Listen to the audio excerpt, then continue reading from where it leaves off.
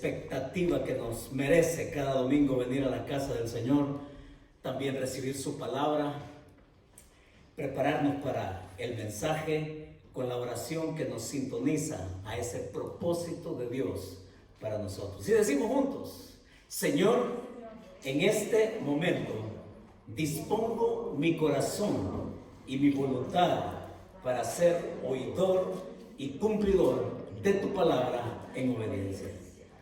Guíame con tu Espíritu Santo para ser transformado a la imagen de tu Hijo. Amén.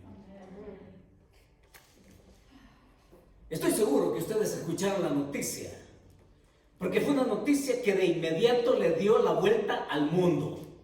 De hecho, yo la recibí cuando estaba sucediendo, en el mismo instante en que estaba pasando. Me refiero a lo que sucedió allá en el canal de Suez, allá en Egipto. Este buque carguero llamado el Ever Given, este barco, este carguero, se atascó allá en el canal de Suez.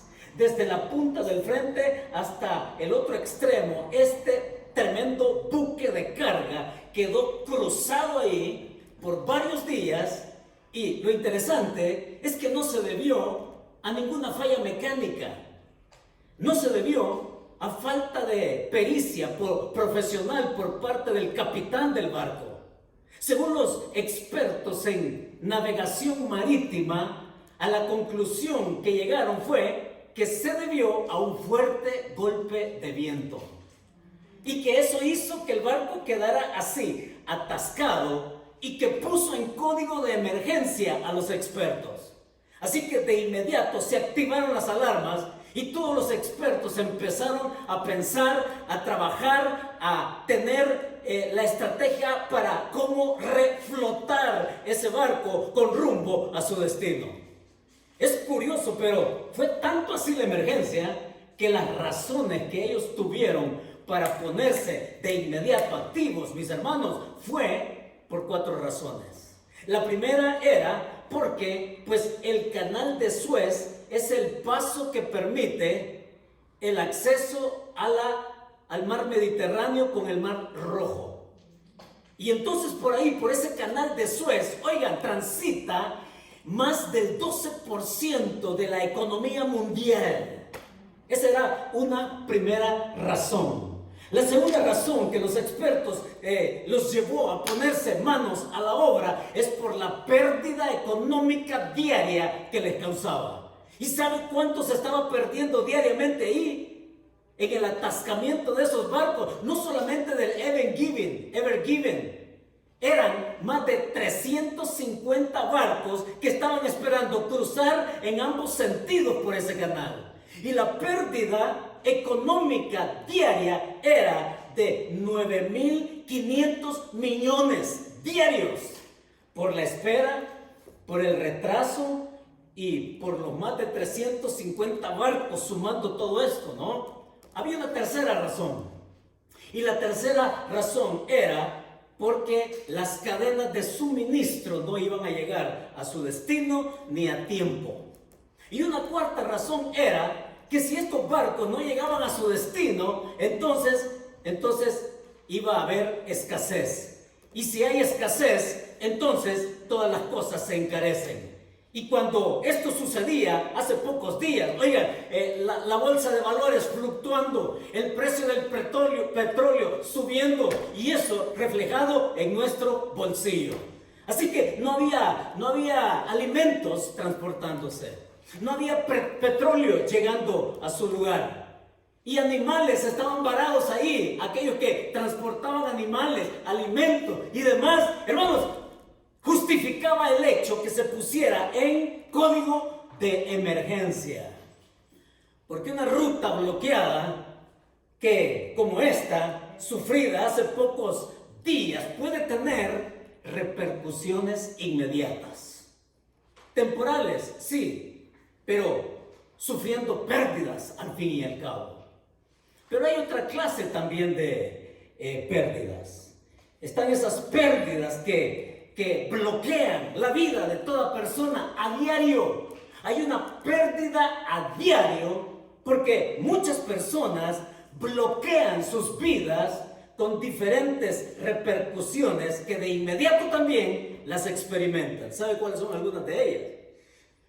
Por ejemplo, una persona, si es perezosa, pierde la oportunidad de ser elegible para un trabajo. Una persona que es irresponsable, pues nadie le va a conceder mayores responsabilidades.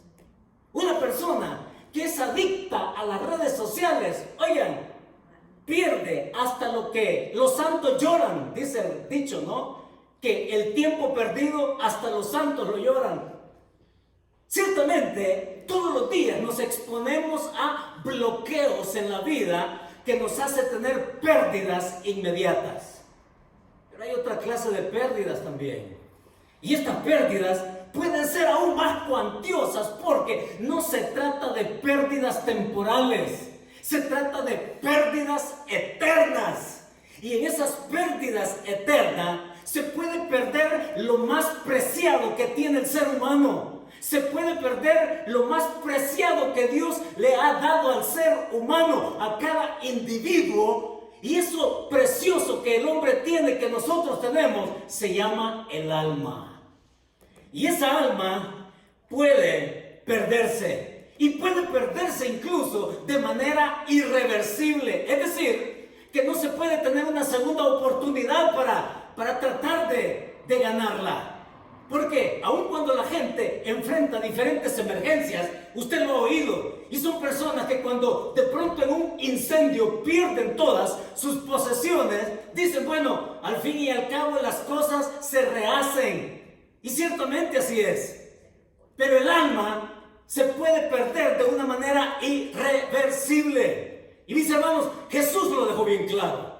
Jesús cuando trató con la gente y veía dónde estaban sus intereses, Jesús le dijo a alguien en particular, y lo dijo porque había platicado con esa persona, y esa persona mostró un extremo interés por las cosas de este mundo, y Jesús responde y dice, enseña y aplica a sus discípulos y dice estas palabras: ¿de qué le sirve al hombre ganar el mundo entero si perdiere su alma?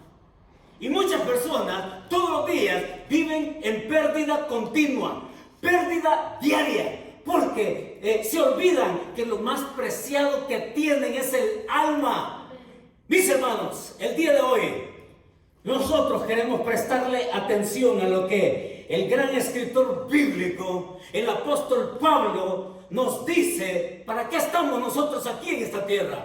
¿Por qué existimos como iglesia? ¿Cuál es la misión que tenemos cada uno mientras nos dure el tiempo de partir de esta tierra? Dios nos ha puesto como una misión que cumplir, de esa que hemos cantado, de proclamar su gloria al mundo. De esa que nos dice el Señor, que no caminemos agachados, viendo para abajo, sino que alcemos nuestra mirada y veamos que la cosecha ya está lista para ser recogida.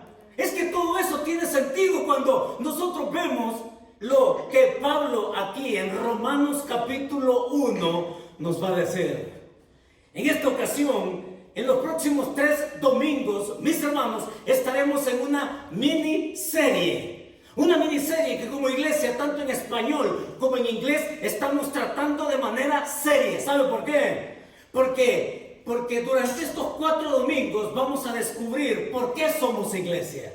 ¿Para qué somos iglesia? ¿Para qué fuimos rescatados? ¿Cómo es que nosotros vivimos y convivimos estando en esta comunidad? Siendo parte de ella, en la comunidad, para la comunidad, por la comunidad. Y todo eso nos hace pensar desde la experiencia que el apóstol Pablo aquí, capítulo 1, y hoy solamente un versículo. El versículo 16. Ese versículo 16 que de seguro todos conocemos de memoria. Ese versículo 16 que se convierte en el tema de toda la epístola a los romanos. Es que ahí encontramos la esencia de todo lo que Pablo va a enseñar, escribir y prescribir para la vida espiritual en nuestra condición de iglesia, cumpliendo una misión. Es una propuesta, mis hermanos, el que nosotros vengamos a este libro. Si nosotros quisiéramos enmarcarlo, permítanme proponerle algo que de seguro usted no va a encontrar en ningún lado. Y no es porque yo quiera arrojarme la autoría, no, es como yo encuentro lo que Pablo dice acá en Romanos. Porque si hay una manera de enmarcarnos a la luz de lo que Pablo dice, es que él aquí nos va a hablar de la grandeza de Dios, de ese Dios que se revela, de ese Dios que da a conocer su justicia.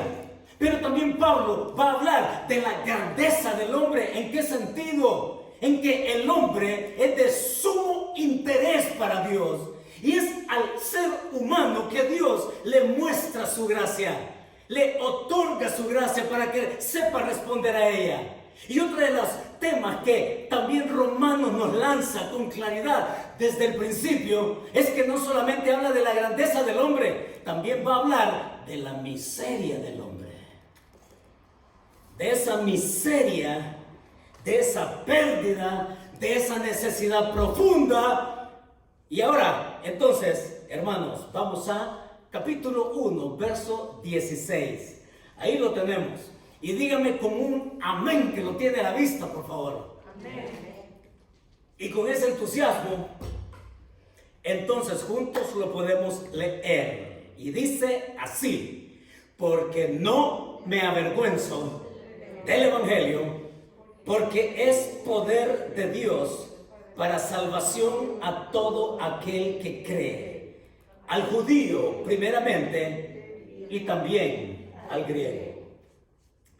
El título que yo le puse de paso a este mensaje el día de hoy es ese: desbloquea tu camino. De eso es lo que Pablo nos va a tratar. Que tu vida no esté sufriendo pérdida diaria. Y mis hermanos, ahora aquí, en esta primera expresión donde dice Pablo, porque no me avergüenzo del Evangelio.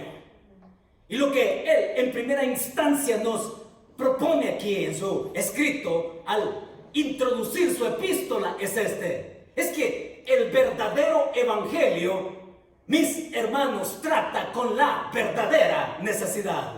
Hay que dejarlo bien claro cuando hablamos de el Evangelio que creemos, el Evangelio que predicamos, porque si hay algo que Pablo deja bien claro aquí y en las demás epístolas, 13 en total, es que lo que se cree y lo que se predica y para qué estamos como iglesia es el verdadero Evangelio que trata con la verdadera necesidad. Y él dice ahí, no me avergüenzo. Es bien interesante como Pablo empieza a dar los destellos de su corazón, porque él no se avergüenza en su presente de lo que él cree, de lo que él vive hoy, de este Pablo del cual hablamos el domingo anterior, de este que camino a Damasco, a partir de ahí su vida fue totalmente otra, y que el Espíritu Santo lo usa para escribir esto y escribir todo lo otro que en sus epístolas él enseña y predica y nos deja para que nosotros sigamos con el destino hacia adelante donde Dios quiere. Es el verdadero Evangelio, mis hermanos, que él por experiencia propia es tal, oigan, es tal la experiencia de Pablo al creer este Evangelio que él no se avergüenza y se siente obligado en virtud de la necesidad que él entiende los demás tienen. ¿Por qué? Porque la misma necesidad que otros tienen fue precisamente la misma necesidad suya, la necesidad de la gracia. Y es que Pablo, cuando habla de su vida pasada, de eso sí había que avergonzarse.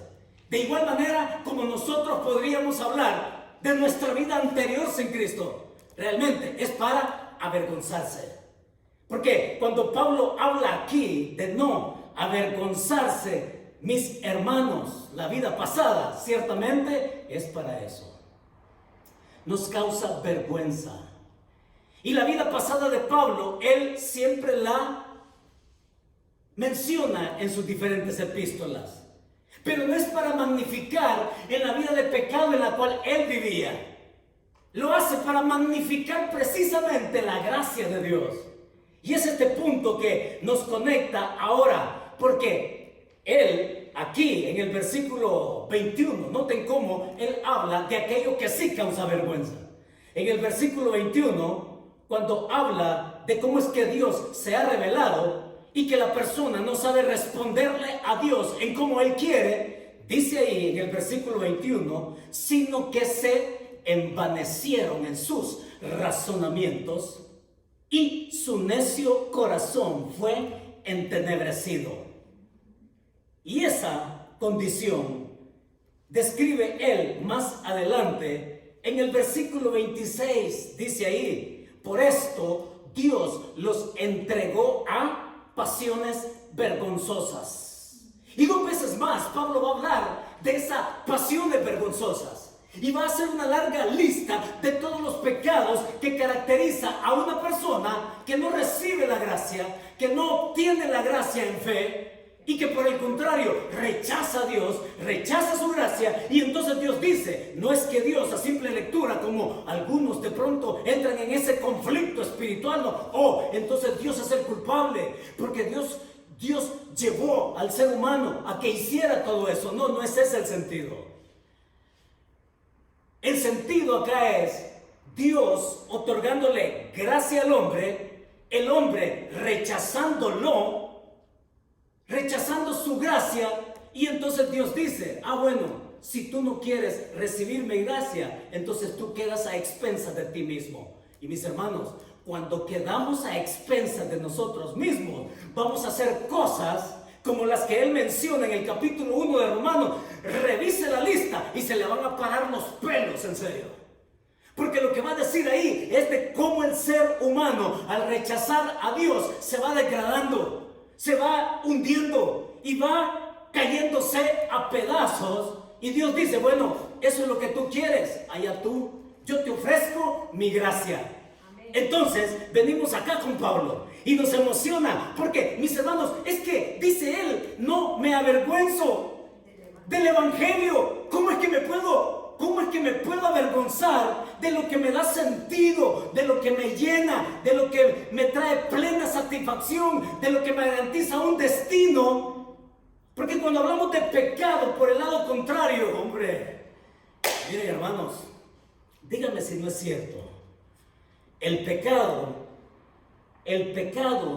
cuando nos mantenemos en esa condición sin resolverlo como Dios quiere, ese pecado nos acusa, ese pecado nos persigue, ese pecado nos avergüenza, ese pecado nos condena, ese pecado, dice, nos separa de Dios completamente. Y lo único quizás que el hombre puede sentir es eso que llamamos remordimiento.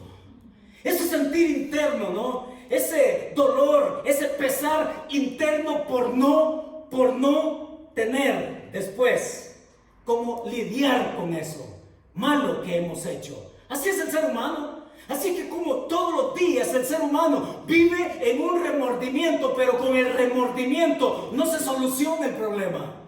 Con el remordimiento de sentirse mal, de ser consciente que actuó mal, así no se resuelve el asunto. Y cuando Pablo aquí está hablando de este aspecto, es que el ser humano no sabe tratar con el pecado, con sentir solo remordimiento.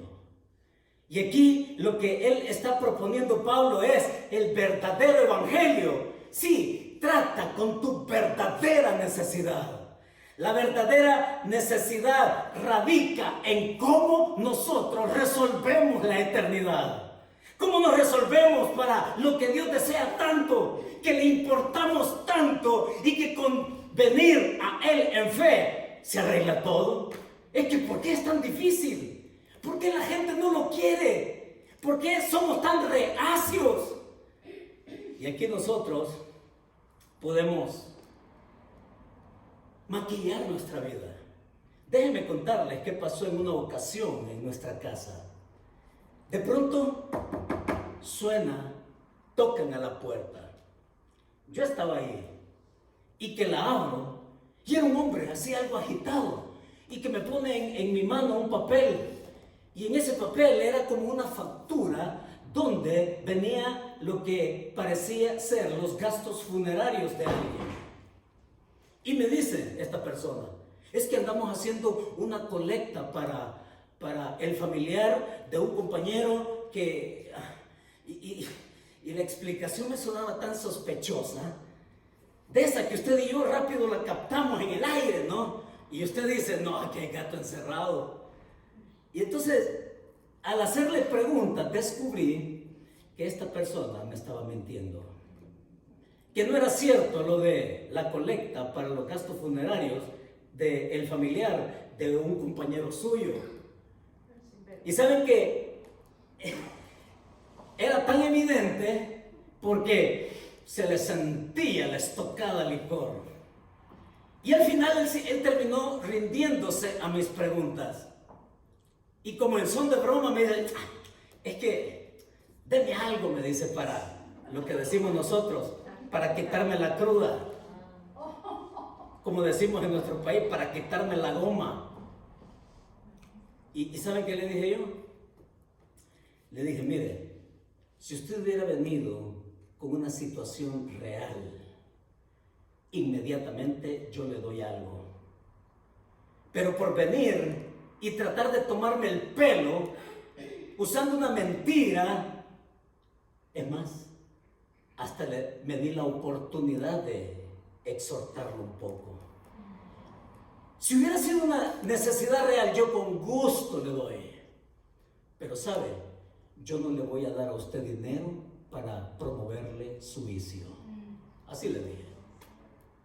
Y es más, también le dije esto otro. ¿Y sabe qué? Usted debería de pensar más en su familia. Porque el dinero que usted se gana honradamente, porque él tenía un trabajo duro, de mucho físico. Y le digo, el trabajo que usted se gana honradamente, piense mejor en su familia, de llevar comida a su casa y no de gastar y perder su dinero en un vicio y que después usted tenga que andar pidiendo para promoverle más su propio vicio. ¿Y saben qué hizo? Me quitó el papel y se fue. Y me hizo pensar en algo, en esto que Pablo está diciendo acá. Es que en nuestra vida pasada sabemos disfrazar el pecado. Sabemos maquillar el pecado. Queremos tratar de llevar la vida en una pérdida que aparenta no serlo. Pero es que en nuestra vida anterior, dice Pablo, él mismo se confiesa en sus cartas. Y era Pablo quien sabía maquillar su vida con religión. Era Pablo quien sabía, y mucha gente hace eso hoy. Maquilla su vida con religión. Maquilla, disimula su necesidad. La maquilla con cosas esotéricas. Maquilla su vida buscando santos. Maquilla su vida de tantas maneras. Pero lo que Pablo está diciéndonos acá es que muchos van por la vida maquillando esa vida, perdiéndose en ello. Cuando Dios lo que les dice, yo conozco tu necesidad, yo sé cuál es tu necesidad, yo sí te puedo responder. Y aquí hay una aplicación, hermanos. A Dios no se le puede tomar el pelo, porque Él sabe muy bien cuál es nuestra necesidad. Por mucho que la querramos maquillar, o por mucho que la querramos esconder, o por mucho que la querramos disimular, Dios conoce nuestra necesidad profunda. Y lo que Dios sabe y lo que Dios conoce de cada uno de nosotros es nuestra verdadera necesidad de su gracia. Y por eso es que Pablo dice, no me avergüenzo. ¿Cómo me voy a avergonzar del Evangelio? ¿Cómo es que me voy a avergonzar de lo que me da sentido actual a mi vida? ¿Cómo es que voy a avergonzarme con aquello que me da seguridad incluso cuando llegue el momento de morirme? ¿Cómo es que voy a avergonzarme de creer la promesa que Dios me ha dado de vida eterna? No, de eso no me avergüenzo, dice Pablo. Qué lindo, ¿no? Ojalá que nosotros podamos decirlo también así, con la intensidad con que Él aquí está intentando que nosotros la tomemos. Pero hay gente que la sabe maquillar. Hay otros que saben cómo la maquillan. Su vida la maquillan con el ateísmo. Su vida la maquillan con siendo académicos. Su vida la maquillan con filosofía y con lo científico y en fin, en un sinfín de maneras que el ser humano hoy trata de disfrazar su necesidad. Y entonces Dios, que conoce eso, no solamente dice que conoce la necesidad, pasa a decir algo más ahí en el versículo 16. La segunda frase, ha dicho, no me avergüenzo del Evangelio. Porque, note la palabra con que comienza, da una razón y va a ofrecer una segunda razón de estas que nos deben de poner en código de emergencia. Las razones que tenemos para responder a esa gracia es porque dice, es poder de Dios. ¿Qué es poder de Dios? El Evangelio es poder de Dios, dice Pablo. Y este Evangelio nos lleva al segundo principio, porque lo que Pablo ahora pasa a decir es que el verdadero Evangelio expone la gracia de Dios. Miren, Dios no necesita Dios de ninguna otra cosa para que el hombre tenga a la mano y pensar que puede ser salvo de otra manera que no sea la que Dios provee. Y Pablo dice ahí, porque es poder de Dios. Ahora pensemos esto por un momento. Fíjese hasta dónde Dios es capaz de llegar. O sea, pensemos, por favor, hermanos, seamos cristianos pensantes, por favor. Seamos cristianos que razonamos nuestra fe. Y por unos instantes coloquémonos en por qué Pablo lo está diciendo así, porque es dunamis, es poder puro de Dios. Por una razón muy, pero muy fuerte, de calibre pesado. ¿Sabe por qué? Porque Dios conoce la magnitud del pecado. Él conoce la dimensión, la profundidad, y por eso es que pecado en la Biblia, en la Escritura, en el Nuevo Testamento especialmente, y como Pablo lo menciona en sus epístolas, pecado se describe como tinieblas, pecado se describe como oscuridad, pecado se describe de tantas maneras así terribles, como para que Pablo diga, no, porque es dunamis de Dios. Es que ese poder es un poder reconstructor, no es un poder destructivo, como lo es el pecado. Es de tal magnitud el pecado que Dios tiene que hacer uso de su poder para reconstruir la vida de alguien. Qué lindo, ¿no? Como me decía alguien hace poco, es que todos somos enfermos en una cama de un hospital. Y qué manera más bonita de decir, qué condición, ¿verdad? Nosotros estamos aquí no porque seamos mejores que otros. Estamos aquí porque le dijimos sí a la gracia. Y porque le dijimos sí a este dunamis. Y porque le dijimos sí a esta verdad reconstructora. A este poder reconstructor. A esta vida distinta. Qué magnitud de poder, ¿no? Y hermanos, aquí debemos de llegar a algo bien práctico también y de entender algo de una vez por todas, porque no hay ningún profesional que trate con algo que solamente Dios sí sabe tratar. Oigan, hermanos, cuando venimos a este asunto del destino, es que a Dios le importa tanto el destino de cada individuo en este planeta Tierra, que mira hasta donde Pablo insiste en el versículo 1. Él ha hablado que él ha sido escogido para el Evangelio de Dios. Luego en el versículo 9 dice que yo sirvo en mi espíritu en el Evangelio de su Hijo. Es que indistintamente, fíjense hasta dónde llega la magnitud de esta gracia, que indistintamente Pablo usa el Evangelio como patrimonio de Dios y como patrimonio de Jesucristo. Y va a decir en el verso también 15 ahí, por eso es que lo anuncio, dice Pablo. Estoy con las ganas de llegar hasta Roma, a la ciudad imperial, para anunciaros también a vosotros el Evangelio, dice él. Y luego en el versículo 16, por eso no me avergüenzo del Evangelio. Y ahí en el versículo también, en adelante va a seguir hablando de esto, pero entonces llegamos a algo más. Es tanto así la seriedad. Fíjense, es tanto así, hermano, por favor, atención a esto.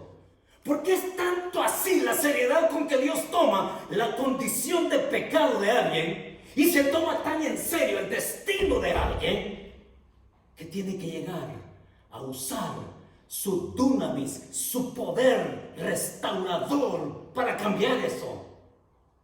Y por eso es que habla de justicia e injusticia acá en Romanos. Mire el versículo 17. Porque en el Evangelio dice, la justicia de Dios se revela. Es la grandeza de Dios revelándose. Y es que Dios tuvo que recurrir a ello. Y lo peor que puede pasar es lo que dice el versículo 18. Dice, porque la ira de Dios se revela desde el cielo contra toda impiedad e injusticia. ¿Qué es aquí la injusticia? La injusticia es pecado. La injusticia es rechazo a su gracia. La injusticia es omitir a Dios de nuestra vida. Y miren, hermanos, fíjense, les cuento algo que me pasó en una ocasión saliendo de acá de la iglesia, bajando las gradas inmediatamente, después que el pastor Bruce había hablado del corazón compasivo que hemos de tener todos, ¿no? De ese corazón misericordioso, que si Dios nos llama a misericordia, actuemos. Sí, que si Dios nos toca el corazón para tener misericordia de alguien, la misericordia se distingue de sentir lástima de alguien Porque la lástima nos dice, uy, ¿cómo la está pasando? La misericordia no. La misericordia es el corazón compasivo que Dios da convicción de actuar con algo para alguien, a favor de alguien. Y esa mañana el pastor había predicado de ello. Y yo bajando las gradas, que me voy para el carro, en el estacionamiento enfrente, ¿y saben qué me encontré? Me encontré a una señora hurgando en la basura. Y así de inmediato yo dije, bueno, escuché el mensaje y de veras, qué bonito que lo puedo poner en práctica. Y que me acerco a la señora, ella buscando en la basura una homeless. Y la interrumpo. Y le dije lo más amable que yo podía hacer. Y le dije, ¿me permitiría usted ir y comprar comida para usted?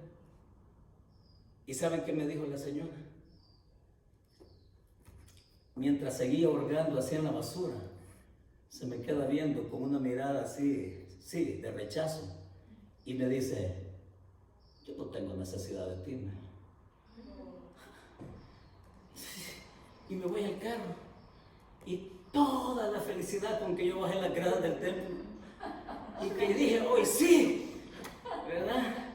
Y que con toda la amabilidad que yo pueda tener, le digo, ¿me permitiría ir y comprarle un poco de comida? Se me queda viendo y dice, yo no tengo necesidad de ti. Y que me voy al carro, pongo las manos en el volante y dije, ¿what? Porque saben que es lo peor que puede pasar, hermanos. Con Dios es igualmente eso en la vida espiritual. El Dios grande que se revela con su gracia, lo peor que puede pasar es que cada individuo diga, yo no te necesito. Y por eso es que habla de justicia. Hermanos, la justicia, nadie le va a poder decir a Dios, tú eres un Dios injusto, Señor. No, yo te di mi gracia y fuiste tú quien dijo que no. Yo te ofrecí a mi hijo y tú dijiste que no. Él se dio en sacrificio por tus pecados, nadie más, y tú lo rechazaste. Es que nadie va a poder venir con la cara frente a Dios y reclamarle algo.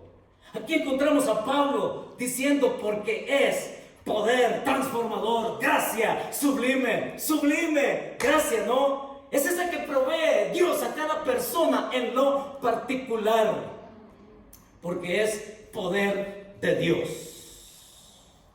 Lo tercero que va a decir Pablo ahí, ahora ve el propósito de este evangelio, verdadero evangelio. El propósito de este verdadero evangelio está en la expresión que dice, para salvación a todo aquel que cree. ¿Qué está diciendo Pablo ahora? Y el tercer principio que Pablo nos comparte es este: el verdadero evangelio expone la ineficacia del esfuerzo humano.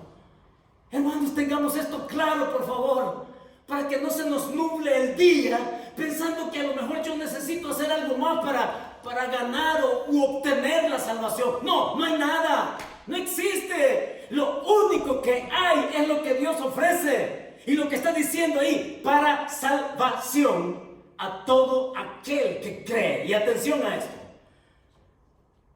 porque la traducción al español, como la traducción en inglés, en la versión estándar americana, no capta el sentido de lo que Pablo está diciendo acá. De hecho, la King James Version sí, esa sí tiene más cercana la traducción de lo que literalmente está diciendo Pablo en el original griego. Porque lo que encontramos aquí en una traducción más literal es a cada uno que cree. Está en singular toda la expresión. Es decir, no es aquello de que alguien puede ser salvo en lo conglomerado. Nadie va a ser salvo en asociación con alguien más. No, no se puede ser salvo en conjunto. Lo que Pablo está diciendo, para salvación. Y si queremos decirlo en inglés es to everyone. A cada uno, no todos. Y sabe, este es un gran problema de la actualidad. Es un gran problema del mundo postmoderno.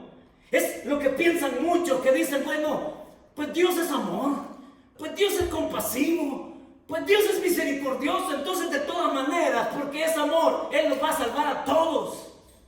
Eso se llama universalismo. Falso, mentira, no es así la cosa. Lo que Pablo está diciendo, que cada uno individualmente tiene que responder a esa gracia que Dios le ofrece.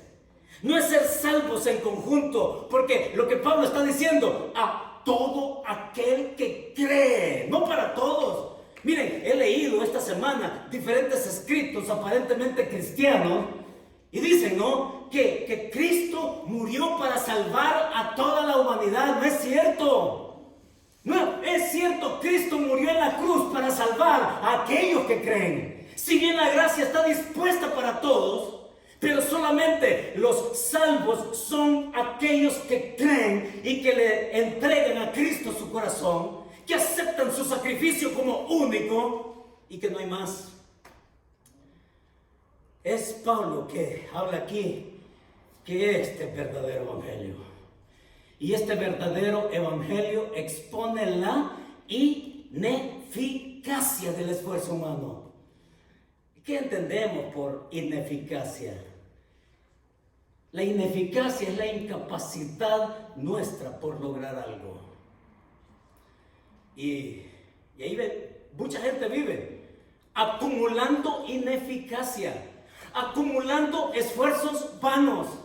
Y es que con ese simple remordimiento, oigan, no se resuelve nada. Es que la condición de pecado, como Pablo lo enseña, no se resuelve contrarrestando nuestras malas obras haciendo buenas obras. Así no se es salvo, dice Pablo. El problema del pecado no se resuelve por alguien igualmente pecador como yo. No se resuelve. El problema del pecado no se resuelve con autoservicio, self-service. No se resuelve haciendo aquello que yo quiero para ser salvo. No. El problema del pecado no se resuelve, mis hermanos, tampoco por herencia. ¿Ha oído usted a tanta gente? Yo en mi familia, ojalá que me estén oyendo en mi familia. Porque he oído hasta el cansancio a tantos de mis familias y primos y tíos y demás, que porque nuestro abuelo fue católico, entonces ellos también son salvos. Que porque la abuela era una persona religiosa, extrema, recalcitrante, de hueso colorado, entonces como que si eso nos salvara. No, nadie es salvo por herencia, ni siquiera porque diga que tiene su tío o primo, lo que sea, que es pastor. Oigan, la salvación es individual. Y cuando hablamos de venir, no se trata de acumular esfuerzos que son vanos, esfuerzos que son ineficaces. Y muchas personas viven acumulando a puro esfuerzo en la vida sin tener ningún resultado. Y hay gente que dice, no, pues si hay un cielo, yo quiero estar ahí. No, pero es que si hay algún paraíso, yo quiero llegar ahí. Sí, pero no hacen lo que Dios dice que tienen que hacer, que es creer en su Hijo Jesucristo. Así es como venimos. Así es como entramos. Y así es como Pablo, solo miren el capítulo 5, verso 18, lo que él dice ahí. Hermoso, porque Pablo aquí, oiga lo que dice de usted aquí Pablo en el capítulo 5, verso 18. Así que dice, como por la transgresión de uno vino la condenación a todos, refiriéndose a lo que sucedió con Adán y Eva ahí en el jardín del Edén, dice, de la misma manera, por la justicia de uno, este es Jesucristo, vino a todos los hombres la justificación de vida. Es en Cristo, dice Pablo, justificados pues por la fe, tenemos paz para con Dios por medio de nuestro Señor Jesucristo, no por esfuerzos vanos y vacíos. Y el énfasis de Pablo aquí es entonces, no hierres el blanco, desbloquea tu camino, Dios sabe a dónde quiere llevarte. Lo debes saber tú. Y la manera en que cómo debes saberlo es desbloqueando tu corazón, tu mente, tu vida, dejando a un lado todo aquello que te estorba y mirar a Cristo para llegar al destino que Dios tanto quiere para nosotros. ¿Y saben qué? Déjenme contarles lo último y casi con esto cerramos. Pero durante 2 meses yo estuve con un dolor terrible aquí en mi codo. 2 meses. Y al principio lo que hice y lo que hacemos todos, ¿no? Nos automedicamos. Así es que a sacar ahí las pastillas, tomarme una en la mañana, cada 8 horas, etc. Y nada. Y el dolor se volvía intenso, ¿saben? Tanto que ni siquiera levantar un vaso con agua. Me dolía tanto y que yo dije, bueno, ¿y esto qué es? Y como queriendo la llevar de machito, ahora no, esto, ya, no, cada vez era peor. Bueno, no tuve remedio que ir donde el médico familiar. Y que llego, y que me revisa, y que me da la explicación médica, ¿no? Y que me dice, oh sí, es que este es el tennis elbow, me dice. ¿Ya? Y me explica que el nervio este es el nervio cubital que va por todo esto y precisamente se me adormecía esta parte de mi mano. Tanto que el dedo meñique y el anular tenían reflejos muy lentos. Estos actuaban bien, ¿no? Y estos como que iban en cámara lenta. Y así era. Y me explicó que este está conectado con estos 2 dedos y precisamente ese era el resultado. Y que ese nervio pegaba aquí y también en el hombro y ciertamente también me causaba dolor en el hombro. Así que ¿qué me dejó? Pues me dejó pastillas de mayor calibre, ¿no? A meterle al cuerpo más pastillas a una dosis más alta. Y debo decir que me hizo algo de efecto. El dolor de 10 se redujo como a 6, 7 y estaba todavía incómodo. Para no hacerles largo el cuento, tuve que regresar donde el doctor. Y le dije, doctor, pues la cosa sigue igual. Así que, ¿qué es el siguiente paso? Y el siguiente paso que él me dice fue, pues lo voy a tener que remitir donde el especialista. Eso quería yo. Que me remitiera donde el ortopeda. De ese especialista en conocer la estructura ósea y demás, ¿no? Así que me llegó el día. Y lo que me dice el especialista fue exactamente lo que me había dicho el anterior. Y lo que el especialista estaba tratando de medicarme era lo mismo que ya el otro me había dado. Y entonces yo le digo, doctor, ya todo eso ya lo hice y aquí estoy, sigo igual. Y dijo algo que yo quería escuchar. Sí, me dice, podemos intentar con una inyección. Excelente, doctor. Así es que miren, tomó un spray él, tirándome un líquido frío en mi codo, y mientras me tiraba el líquido frío así, ¡pum!, la aguja aquí, directo al codo, y hasta que se agotó el líquido. Y les voy a decir algo, me dolió tanto que yo dije, bueno, la medicina es peor que el padecimiento, porque se me inflamó así por el líquido. Y bueno, al final de cuentas, transcurrió, me dice, de ese tiempo, y sucede que al día siguiente, oigan, hombre, si es que yo sentía el brazo, pero, ¿verdad? Y después de 2 meses de no ir al gimnasio, y que había estado solo corriendo y demás, regresé al gimnasio, y se me quitó el dolor, y poco a poco yo fui recuperando la fuerza en el brazo. Ahora por precaución, uso esto, por precaución me pongo esto, que es un soporte para mi codo. Tampoco voy a abusar, pero me lo pongo y como él me explicó, este soporte te ayuda a que el movimiento muscular desde aquí hasta aquí no compacte aquí más el codo. Y no es porque yo les quiera lucir algo, ya, no, yo lo necesito, pero ¿saben qué entiendo yo de la vida espiritual también? Ay, es que así como la ciencia médica, miren, ningún doctor tiene el dominio de la ciencia médica completamente. Por eso es que hay especialistas. Por eso es que yo tengo que ir donde el oftalmólogo para que vea mis ojos. Por eso es que tengo que ir donde el cardiólogo para que revise el corazón. Por eso es que tengo que ir donde el nefrólogo para que examine mis riñones. Por eso es que tengo que ir donde el ortopeda y ustedes mujeres con su ginecóloga. En fin, tenemos que remitirnos al especialista. ¿Y saben qué, mis hermanos? Este es el punto. Porque un especialista sabe tratar con una parte de tu cuerpo, pero no más que eso. Él no te va a tratar la complejidad del cerebro. Ve a un neurólogo, a un... ¿Cómo se llaman? Los del cerebro, ¿cómo se llaman? ¿Cómo? Neurólogo. Ahora, ¿cómo venimos con Pablo acá? Pablo está diciendo, no vayas con que te trabajan, no vayas con aquellos que te trabajen parte de tu vida. Y muchos tratan con parte de su vida. Y van y consultan al brujo. Y van y consultan al otro que le augura dinero, amor, felicidad.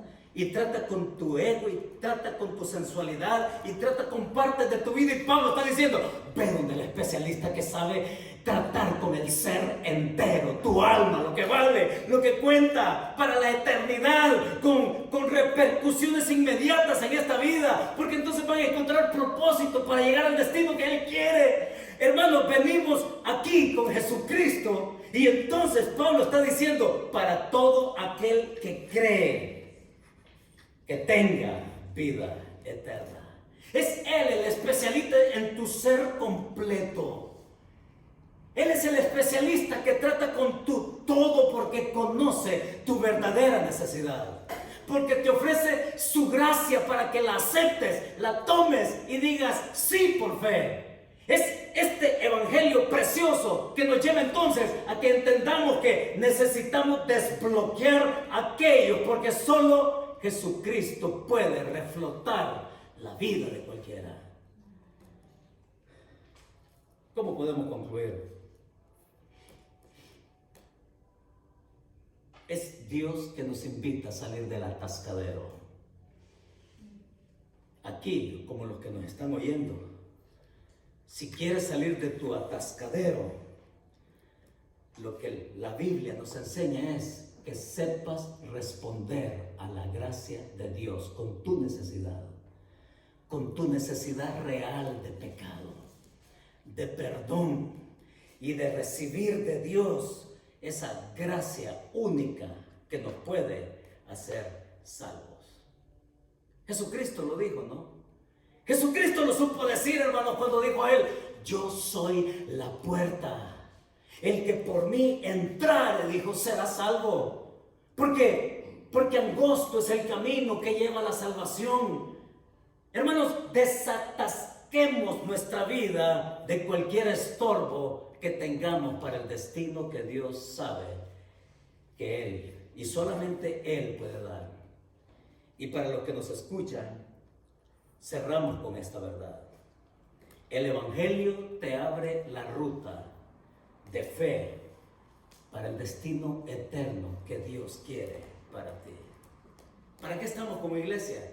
Para predicar el verdadero Evangelio. Este es el verdadero Evangelio. El Evangelio de Cristo, justicia, gracia, y que al decirle sí a Él, entonces Él trata con nuestro ser completo para hacernos nuevos. Y eso es lo que Él quiere, si es que no has recibido a Cristo en tu corazón. Hoy puede ser. Vamos a orar. Señor, muchas gracias. El día de hoy te damos. Y lo primero, Señor, que nos nace decirte es gracias, y recibe nuestra alabanza por tu sublime gracia en nosotros, con la que nos has amado, Señor, aún a pesar de lo que somos. Nos has quitado la vergüenza, Señor. Nos has sacado de la oscuridad, de las tinieblas, y nos has trasladado al reino de tu amado Hijo Jesucristo al creer en Él. El día de hoy exaltamos tu grandeza, Señor, en nuestra vida. ¿Cómo avergonzarnos de todo lo que tú nos has dado en Jesucristo? Danos ese corazón para que desde la experiencia misma de ser perdonados podamos ver, Señor, la necesidad de aquellos que viven disfrazando allá afuera sus necesidades. Haznos ser una iglesia con tu corazón, Señor. Y si tú estás oyendo esto, y si también has sido de aquellos que han disimulado, disfrazado esa necesidad de repercusiones eternas, tu alma en condenación, este es el verdadero evangelio. Jesucristo muriendo por tus pecados para salvarte. Para salvarte si tú no evitas tu responsabilidad de responder a su gracia, de responder a su amor y de responder a ese sacrificio y a esa cruz por tus pecados. Y si quieres encontrarte con Cristo a través de una relación personal, te invito a que hagas esta oración y le digas: Señor Jesucristo, gracias porque me amas. Gracias por tu sacrificio por mí. Gracias por tomar mi lugar. Y ahora yo vengo y respondo a tu amor, creyendo en fe lo que tú me das, Señor, lo que tú me ofreces, lo que no puedo ganar por mí mismo, yo lo tomo de ti, Señor, el día de hoy. Te recibo como mi Señor y como mi Salvador por mis pecados. Y tomo, Señor, me apropio del destino que tú quieres que yo tenga. En el nombre de Jesús. Muchas gracias, Señor, por tenernos aquí hoy y por hacernos tus testigos para proclamarlo también a otros. Bendito sea tu nombre. En el nombre de tu Hijo Jesucristo. Amén y amén. Mis hermanos, que Dios nos bendiga.